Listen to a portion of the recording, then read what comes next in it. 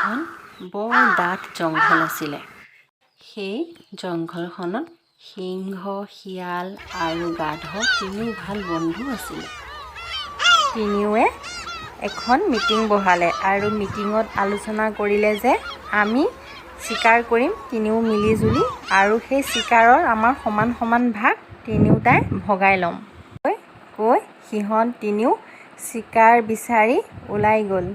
গৈ এখন ডাঙৰ ডাঠ জংঘলখনত হৰিণা এটাক দেখিলে আৰু সেই হৰিণাই নিজৰ খাদ্যৰ লগত ব্যস্ত হৈ আছিল। হৰিণাই নাজানে যে সিহঁতে তাইক চিকাৰ কৰিবলৈ আহিছে। হৰিণাই ঘপককৈ যেতিয়া দেখা পালে যে সিহঁতে তাইক খাবলৈ আহিছে, তাই একে জাপে কোনোবাখিনি পালেগৈ। হৰিণাজনী দৌৰি কোনোবাখিনি পায়গৈ। দৌৰি তাই ভাগৰি পৰিলে আৰু সিহঁত তিনিও তাইক দৌৰাই গৈ আছে। তাই যিমান দৌৰিছে সিহঁতো তিমান দৌৰিছে। লাষ্টত গৈ হৰিণাজনী ভাগৰি ৰৈ পৰিলে। সিংহই তেনেতে এটা সুযোগ পাই হৰিণাৰ গাত জঁপিয়াই পৰিল আৰু হৰিণাক সিংহৰ চোকা দাঁতেৰে ফালি তিনি ভাগত ভগাই দিলে। সিংহই হৰিণাটো মাৰি পেলাই গাধক মাত লগালে, গাধ বন্ধু, তুমি এই মঙহখিনি তিনি ভাগত সমানে ভগাই দিয়া। গাধই ক'লে, হ'ব মহাৰাজ বুলি কৈ মঙহখিনি তিনি ভাগত ভগাই দিলে। সিংহ ৰজাই যেনেকৈ আদেশ দিলে গাধইও তেনেকৈ কৰিলে।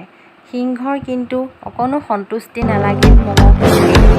তাৰ বৰ খং উঠিলে আৰু খঙতে গৰজি উঠিল আৰু মঙহখিনি দেখি সন্তুষ্টি নহৈ সিংহই একে জাপে গাধৰ ওপৰত পৰিল আৰু সিংহই গাধক ফালি চিতাচিত কৰিলে আৰু শিয়ালক ক'লে, মঙহখিনি দুভাগত ভগোৱা। শিয়ালে সিংহ ৰজাৰ কথাত ভয় দি মঙহখিনি দুভাগত ভাগ কৰিলে।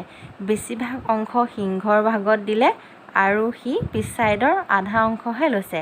সিংহই তাকে দেখি ক'লে, তুমি দেখোন বন্ধু তোমাৰ ভাগত অকণমান মঙহ লৈছা, বেছিভাগ দেখোন মোকেই দিলা। শিয়ালে ক'লে, হয় মহাৰাজ, আজি মই গাধৰ পিছৰ অংশকে খাম, কাৰণ শিয়াল বৰ চতুৰ, চালাক আৰু টেঙৰ আছিলে।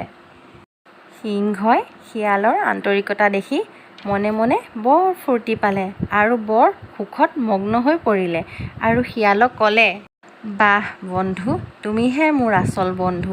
তুমি বেছিভাগ মঙহ মোকেই দি পেলাই তুমি অকণমানহে মঙহ তোমাৰ ভাগত লৈছা।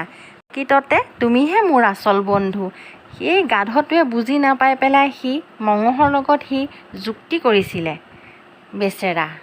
পিছে বন্ধু তুমি বৰ স্মাৰ্ট দেই, তুমি এইবোৰ ক'ৰ পৰা শিকিলা? তেতিয়া শিয়ালে উত্তৰ দিলে, আচলতে মহাৰাজ, ক'বলৈ গ'লে গাধৰ যিখিনি কৰিলে, গাধৰ যিখিনি দূৰদৰ্শা মই দেখিলোঁ, তাৰ পৰাহে মই শিক্ষা পালোঁ আৰু বুজিলোঁ।